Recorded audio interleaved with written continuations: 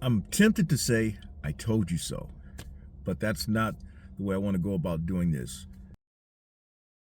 I noticed on my feed a couple of days ago an article on the Daily Dot, which highlights some of the things that goes on in the gig economy, in which it gave attention to a gig worker who posted something on TikTok and it had gone viral. The gig worker, whose name is Maureen, featured how she had accepted a DoorDash catering order, whom she found out its order total was $1,800. She later divulged how much she earned for doing roughly an hour's work. Now, for a little background, this order opportunity occurred about 6 months ago, back in April of this year. She also indicated the audio from the original recording of the video had failed at some point while documenting the delivery. She said she documented this delivery to show how her vehicle was stuffed to the gills, and it happened to be a smaller SUV. And she mentioned how this order appeared through DoorDash's large order program, and that she believed that it helped that she had reached the platinum tier status, meaning that those drivers who reached platinum tier status, according to DoorDash, received the highest priority for the higher paying order opportunities. Now, what caught everyone's attention was the order amount being for $1,800 of catering items, and her spending nearly 30 minutes to set things up once she got everything to the office. And then she wondered aloud how much she might be tipped on this order opportunity. Better yet, what she might earn on it. She still didn't know.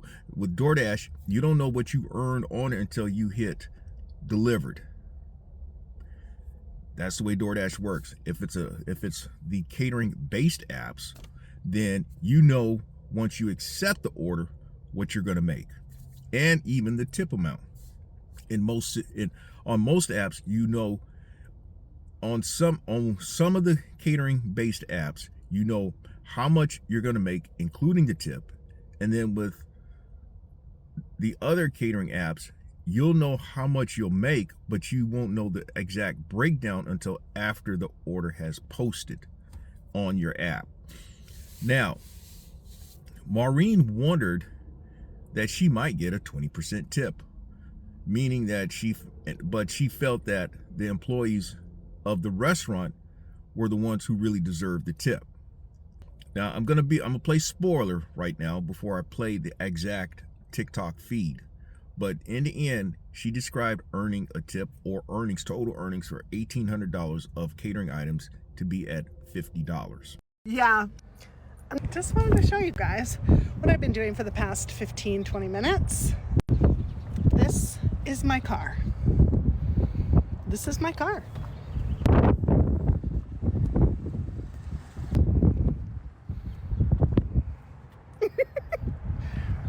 This is $1,800 worth of Panera. Does anybody want to guess how much my tip's going to be? I don't deserve this tip. The people at Panera deserve this tip. But let's see what happens. Here we go. So I just delivered and set up the $1,800 catering order from Panera. And I had these great dreams of it being $1,800. I set it all up. Took me half an hour to bring it in, set it up. Probably more than half an hour. Well, about a half an hour. I had these big dreams. I'm like, oh yeah, 20%. What's 20% of 1,800? Yeah. I'm not really sure what happened to the audio here, but this was filmed a long time ago, and this is probably why I didn't finish editing this video. Anyway, it ended up being $50. Here is the actual picture of what I had to set up. Look at all those trays. Look at all of the drinks. There's like 32 half gallons of drinks. It was crazy. There was so much food. So sorry about the audio, but I've been promising everybody that I was going to post this video about this huge Panera order, and here it is. So have a good day, you guys. Now, Maureen made it clear that she was grateful for the order opportunity. I can't fault her for that, but there were varied answers, there were varied replies on her TikTok feed about it. In fact, even on the Daily Dot article, some people felt that it was a fair amount for her to have made $50 for an hour's worth of work. Some people felt that she should have made more. That's kind of the way the comments pretty much came out. But here's some observations that I made. Pre F-150, pre Sprinter/cargo van. So we're talking this time 4 years ago when it was the DoorDash drive program. I would have completed that in a Pathfinder. So I can see how a vehicle would have been stuffed to the gills with $1,800 worth of items. But I will say this, one of my very first big catering opportunities, which occurred in 2022, was in this F-150. And I'm not gonna say the F-150 was stuffed to the gills, but the bed of the truck was filled up fairly well. And then I've shown with some other orders in the Sprinter/cargo van how it was filled up rather substantially. So it can be done. But back to the Pathfinder experience, I do recall one specific order in which my Pathfinder, it was a pickup at a Red Lobster. The location no longer exists here in the Columbia, South Carolina metropolitan area. That Red Lobster order, well, they paid like $70-something. The Pathfinder was packed to the gills, and it wasn't even an $1,800 order, but it was packed to the gills.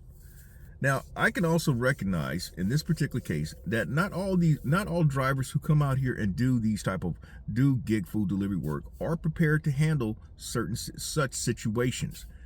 It may not be a fair knock against them, but I'm just going to make the observation that this lady was not prepared. She mentioned in the video that there were multiple half gallons of drinks that she had to bring inside the office. And then there were the boxes and all these other things and so forth. So she probably, it's safe to say she made multiple trips to bring all that stuff in and then to set things up all nice and dainty.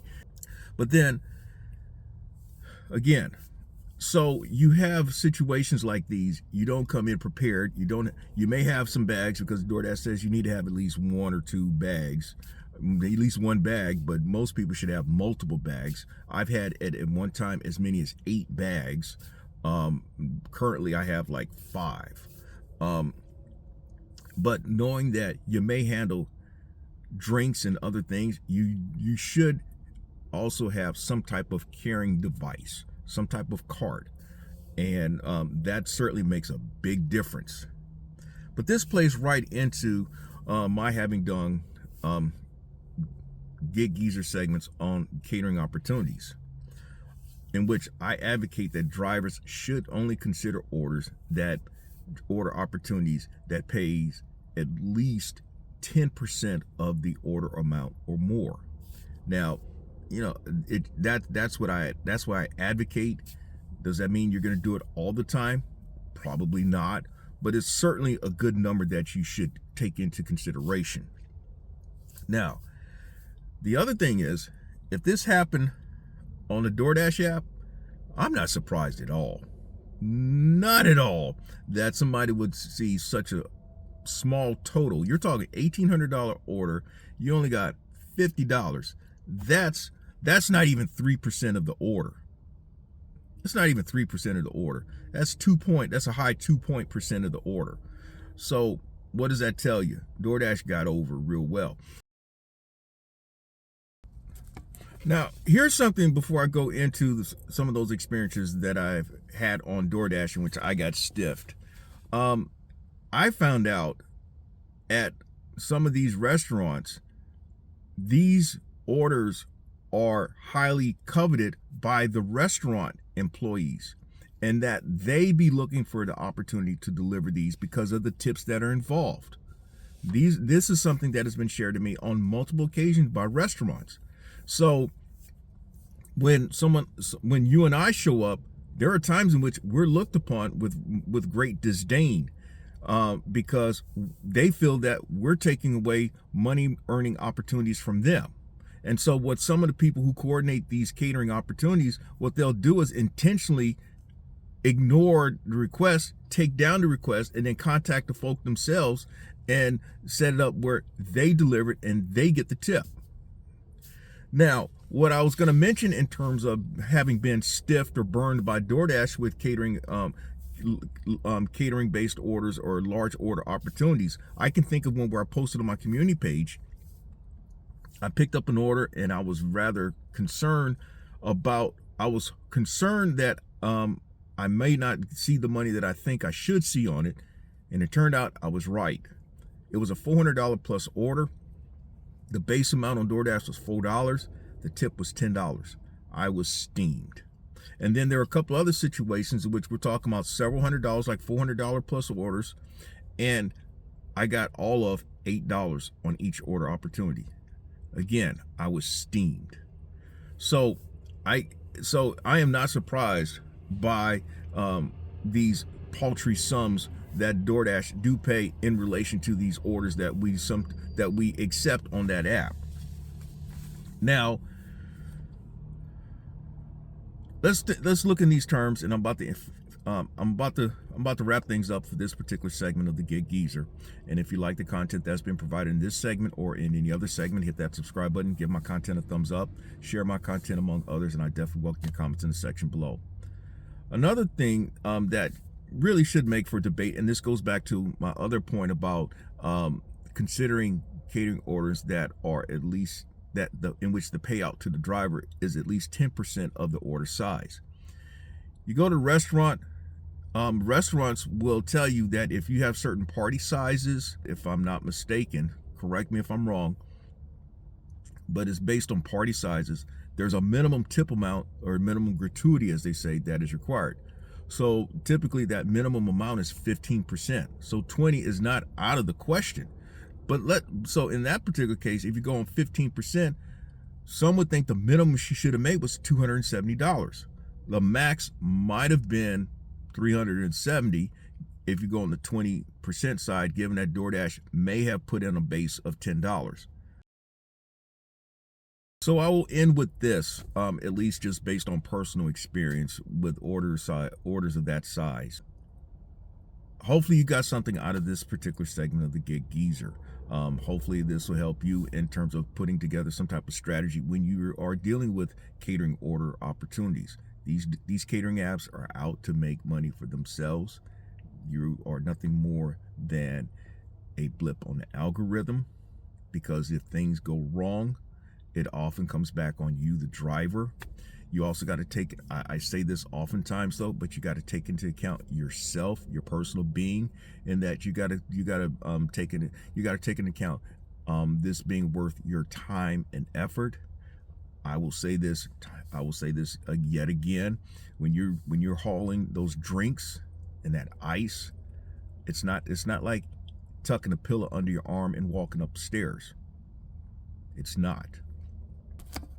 Especially of orders of that size. The time factor in terms of setting things up, yes, it could take an upwards of 20-30 minutes. It all depends. Another thing is where you go. It looks like it was an office setting. It could be a scenario where it's all on one floor, or you could be going up a second floor, or you could be going down to a basement. In recent weeks, I have delivered to a place where it used to be I could go through the front door of the place and do everything all on that same floor, but now they had since told me, no, you've got to go downstairs, and the only way to go downstairs is to go out and around and down 2 flights of stairs, and depending on the order, that's multiple trips. So, and then you have to ask yourself, if you're in a situation like that, is $50 worth your while? So that's all I have to share for this segment of the Gig Geezer. Again, if you like the content that's been provided in this segment or in any other segment, hit that subscribe button, give my content a thumbs up, share my content among others, and I definitely welcome your comments in the section below. I'm Inwood Lane. As always, may your grind and may your hustle continue.